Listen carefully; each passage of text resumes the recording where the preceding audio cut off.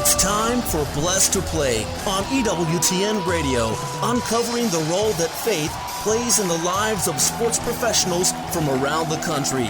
And now, here's your host, Ron Meyer. Fire, score!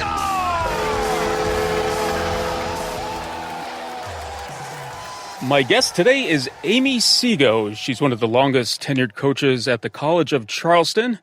Amy's in her 20th season at the helm of the Cougar track and field and cross-country programs. She was a track and field All-American at Allegheny College and served 2 years as a team captain, and she earned spots at the NCAA cross-country championships on 2 occasions, was a 6-time NCAA qualifier in track and field, and she also set the North Coast Athletic Conference record in the 800 and won 11 titles overall. Quite the track and field athlete and coach. I'd like to welcome Amy Seago to Blessed to Play. Amy, it's great to have you on. Thanks so much for having me here. So I start off every show because obviously there's a passion in you for running, and I'm just going out on a limb that this probably took place when you were very young, but talk about how you just fell in love with running in general. Yes, so I do have my uncle to thank for that. So I was about 11 or 12 when he introduced me to the sport, and he said, you know, it was one of those things for him. He wanted me to be able to not have to, I guess, be at the mercy of politics of other sports, and to be able to kind of be the master of my own destiny in the sense of however much effort I put in, I can get out of it. And I think that's a great thing about the sport of running is it does reward those who work hard. And so at the age of about 12, he signed me up for my first road race, and I started running with him, and then was able to get involved in my middle school, and then eventually started running cross country and track and field at my high school in Canton, Ohio. And I guess the rest is history. I've had some really great coaches along the way that have helped in, you know, continue to light that passion, and it's been great fun for me for a large part of my life. Well, I'm going to test your memory here. How many pairs of running shoes have you gone through? Oh, boy, that's a good one. You know, my favorites are the Nike Pegasus, and those were the very early iterations. So fortunately, they number them, so it's probably been way more than I can count, but I think they're up to number 40 or something in their line.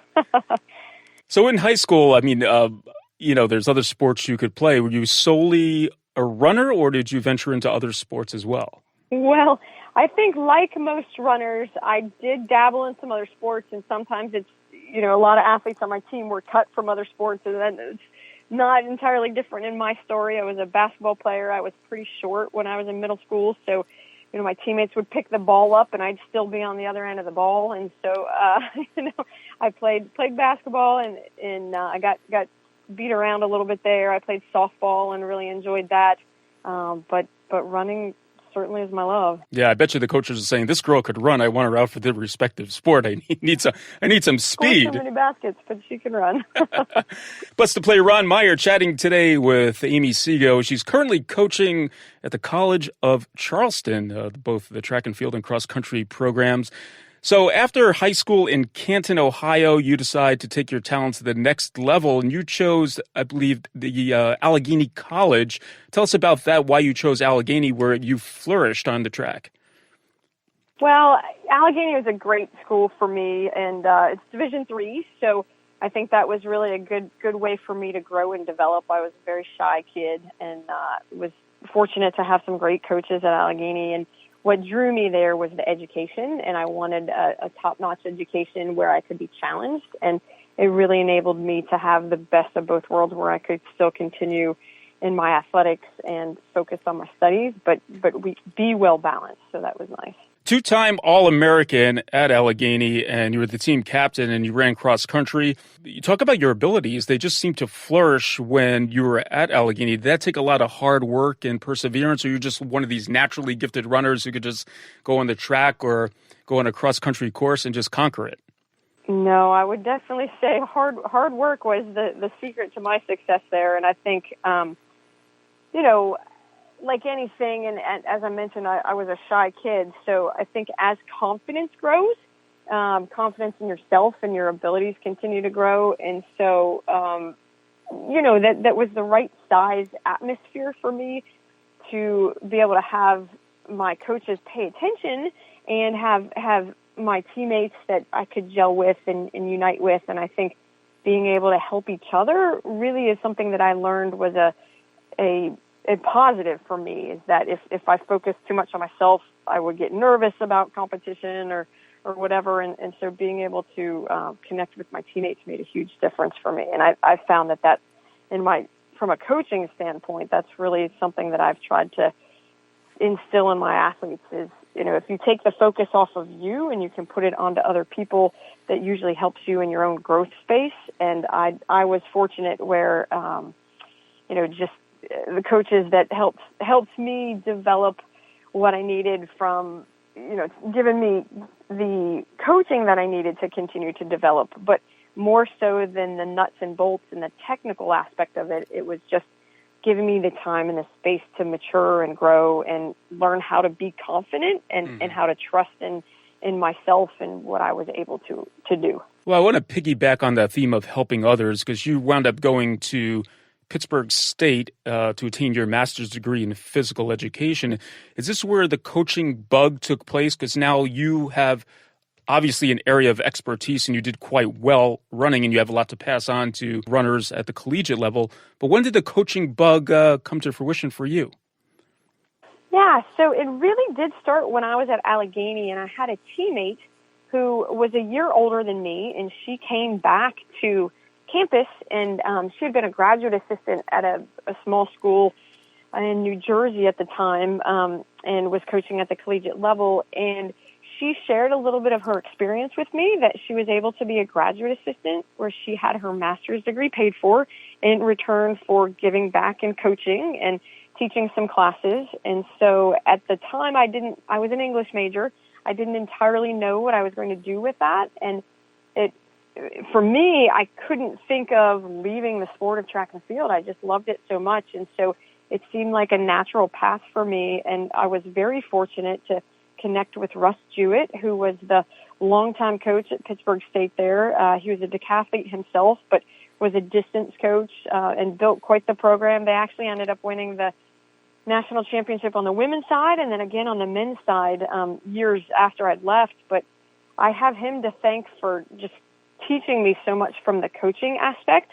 And he had very good student athletes, and it was a wonderful experience. And I was able to connect with the young ladies on the team at the time who, there were a couple of really phenomenal, all were very good people, but some phenomenal individuals in terms of what they accomplished on the track. And my second year as a graduate assistant there, I got to be involved with coaching the national runner-up in the steeplechase, and that was a new sport at the time for women where the steeplechase was added. And I really am thankful forever for Coach Jewett just getting me started in coaching. And I'll never forget one of the stories when Jeanette Mott was her name, the young lady who won she ended up going to win the national championship the year after I left, but she was runner-up that year I was with her. And I remember coming back from practice one day, and Coach, she just, she's 5'2", she's having a hard time hurdling. I'm not sure she can get this. And he looked at me and he said,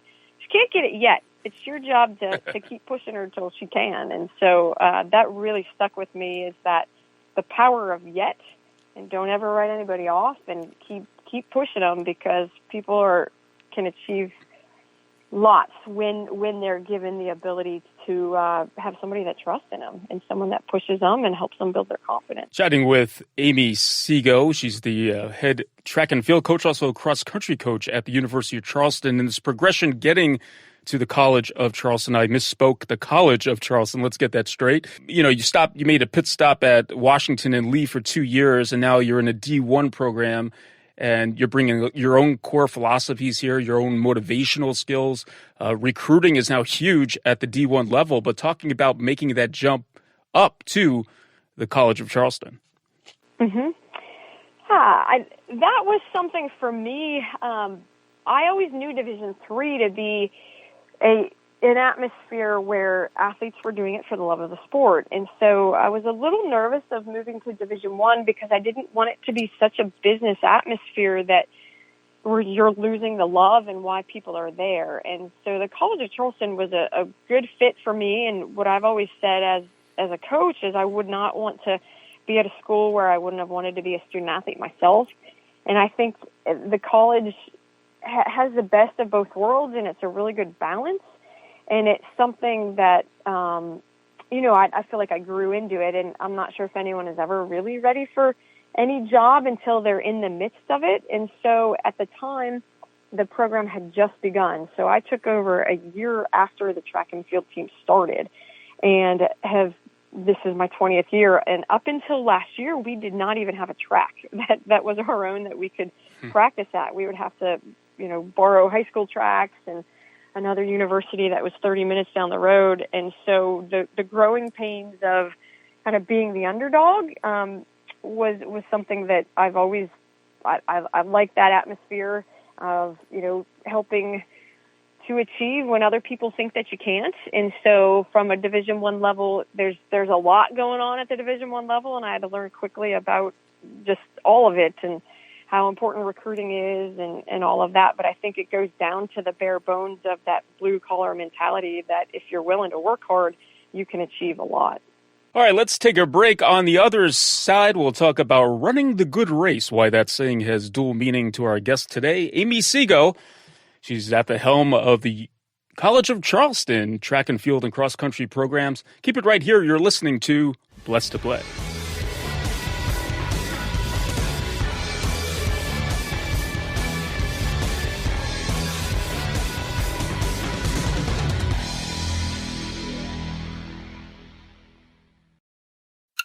"60 Seconds" with Archbishop Fulton J. Sheen.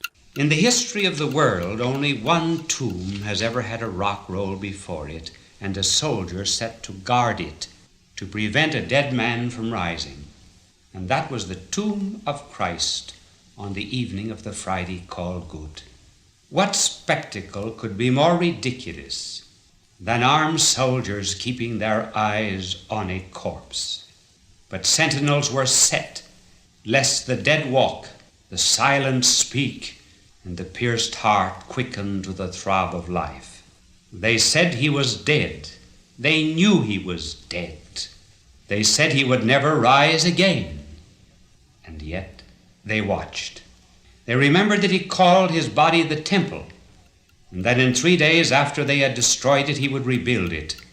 The people you know and trust are on EWTN.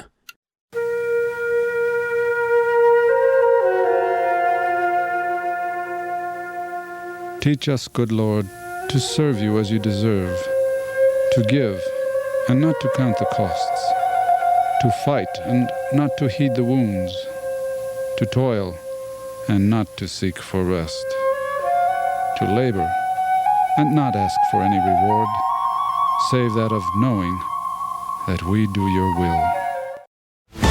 This is EWTN Catholic Radio.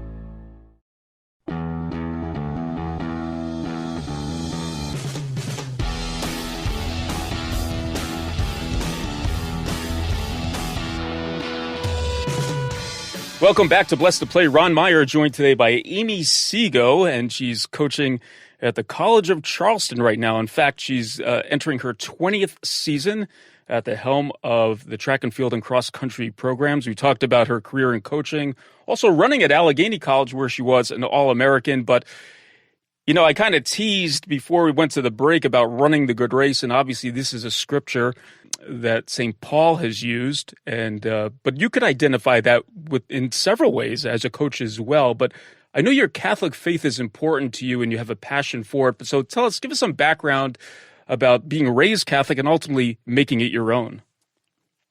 Yes. So, faith is the most important thing to me. And I was very blessed in that my mother is Catholic and my dad is not Catholic. He's a non-practicing Christian, I'd say. And so really it was on my mom to get me to CCD classes when I was a young child. And I've been forever thankful because there's so much that I've learned from my faith and when times are tough, just learning to trust.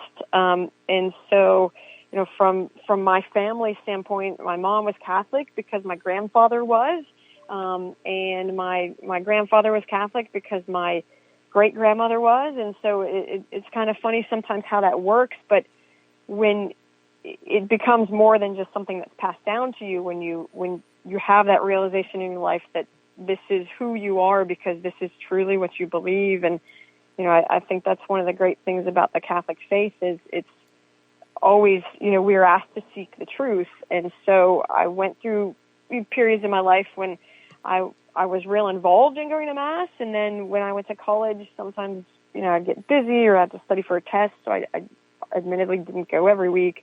But back when I was in grad school, it became much more important to me, and I realized just that the foundation of the faith is the best thing we can ever have in this life, because that's our relationship with Jesus is really what it's all about. And I was able to get involved in teaching some classes when I was in Kansas in grad school, some catechism classes, and then just as time went on and throughout my life, my time when I was an assistant coach in Virginia, that's really when I think I started to grow and mature in my faith. And when I had some tough times with a health diagnosis, really just leaning in on God, what do you want from me here, and what are you trying to do? And I think as time has gone on, I can look back at my life and see when there have been tough times that, Jesus has always been with me, and God has always been there preparing me for the next step.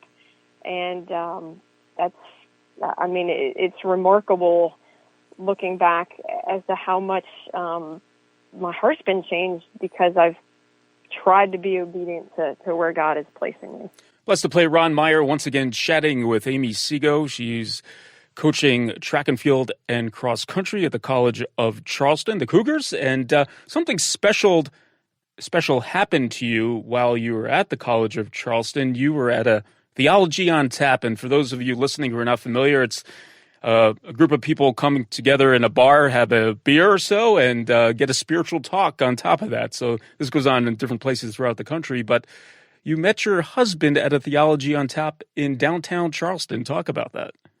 I did, yes. So at the time, the Theology on Tap, they were meeting at the Knights of Columbus building, which is right smack dab downtown Charleston, across from Marion Square. And we had a young adults group that was connecting there. And George was the bartender that night, representing the Knights of Columbus. And he probably was the youngest knight by 20 years or so. So we still kind of laugh about that. But that was wonderful because I kept running into him that night, throughout the summer. And, one thing led to another. And sure enough, we ended up getting married. But that building of the Knights of Columbus has had a very special place in our heart, as it is the epicenter of Turkey Day Run. So we've had a lot of opportunities to give back and to be together in the community and try to outreach. It's kind of funny to think about how things happen, but meeting George has led to, the best things in my life. Definitely. Well, during your first year of marriage, that the Catholicism was actually very prominent in your relationship, and you went to Rome and the Vatican, and I believe you had a general audience to see Pope Benedict, and that was a special trip for you and George, wasn't it? That was a special trip, and I think you learn a lot about someone in your first year of marriage, and for us, we were in Europe for about 3 weeks and kind of staying at some hostels and such, and you definitely learn a lot about each other, but the ability to go to St. Peter's and really see the home of the Catholic faith was a cool experience. And then on top of that, my mother's side of the family is from Slovenia, and so we actually looked up where my great-grandmother was from, and we had the opportunity to meet some relatives of mine, and they did not speak English, so that was one thing where there was a translator who was a local teacher who came and translated for us. But meeting my mother's cousin was like looking at my grandfather. It was really phenomenal to see the eyes are the same in my family and look just like my mother. And they shared with us a little bit of information about my grandmother.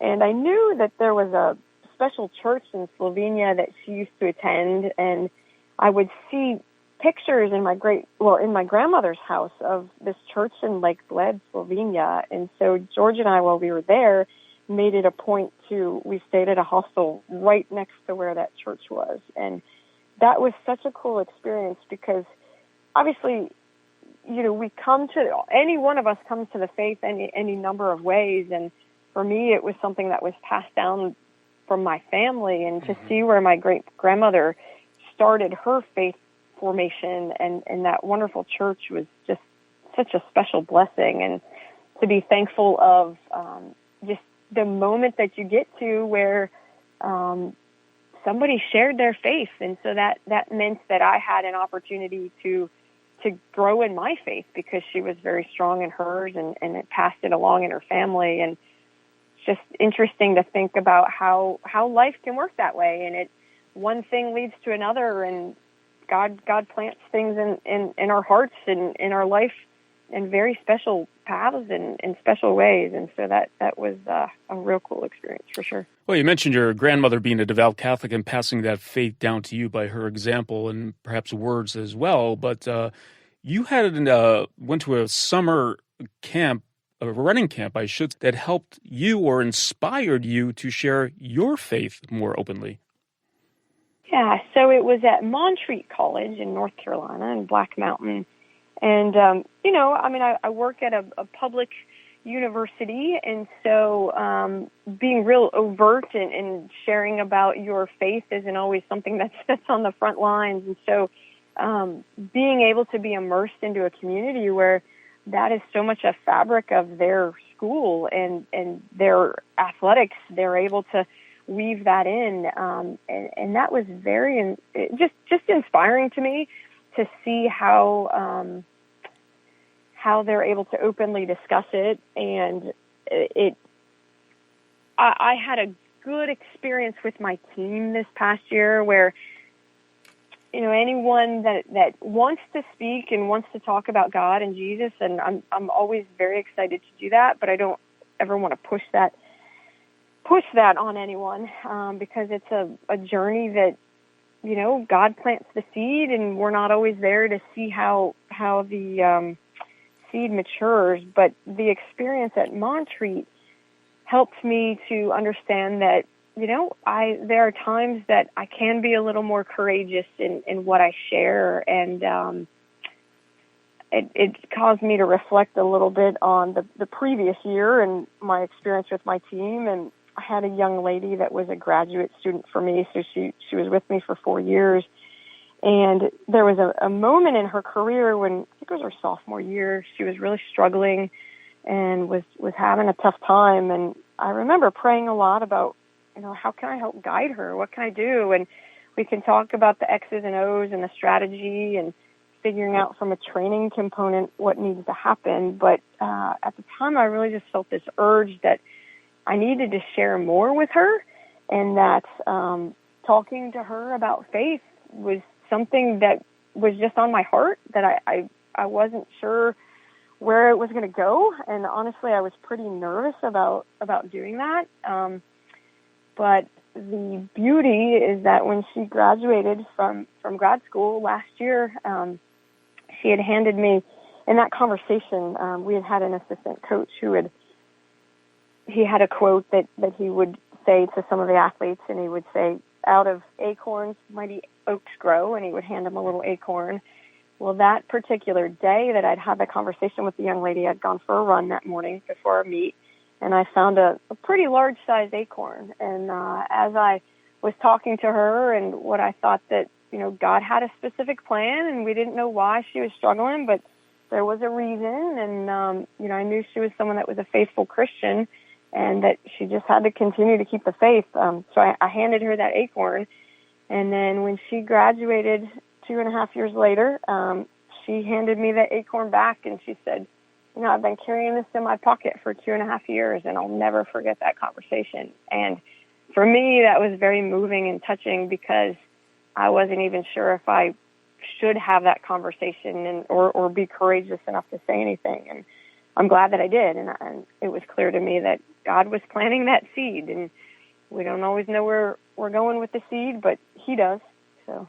Yeah, that's a neat story. And talk about planting the seed. You have now girls ranging in age from 22 months to 11 years, and we only have a little bit over 2 minutes remaining. Any future runners that you could see in that pack there, Amy? Yes, I think that might be possible. I never want to push them to do what I love. I want them to find what they love. But, oh boy, having 4 children has changed me for the better, without a doubt. And I think you learn a lot about yourself and how selfish you can be until you really have to care for other people. And they've taught me more about my faith than anybody, I would say. And they're a true blessing, and I'm very thankful every day for them and what they're teaching me in the process of raising them. Well, if you're still coaching and you're the recruiting process right there in your house, you might want to recruit somebody close to you to come to the College of Charleston. Well, Amy Seago has been my guest, doing a great job right there at the College of Charleston, coaching the Cougars. Be entering her 20th season. How about that? Both the track and field and cross-country programs. But, Amy, it was great getting to know you and about your faith and how you incorporate that in your personal life, in your coaching, and the story behind that. That testimony was really great to hear. I think it'll resonate with our listeners for sure. Thanks so much for coming on Blessed to Play. Thanks so much, and thanks for what you do. Hey, Blessed to Play fans, check us out on the web at blessedtoplay.com. That's blessed, the number 2 play.com. You can like us on Facebook and hit us up on Twitter at Blessed to Play. For Amy Seago, I'm Ron Meyer. We'll catch you next time right here on Blessed to Play. You've been listening to Blessed to Play with host Ron Meyer on the EWTN Global Catholic Network. If you have a question or comment about today's show, feel free to email us at info@blessedtoplay.com. That's blessed, the number 2, play.com. You can also connect with the show on the web at www.blessedtoplay.com. Again, that's blessed, the number 2, play.com. Join us again next time for Blessed to Play on the EWTN Global Catholic Network.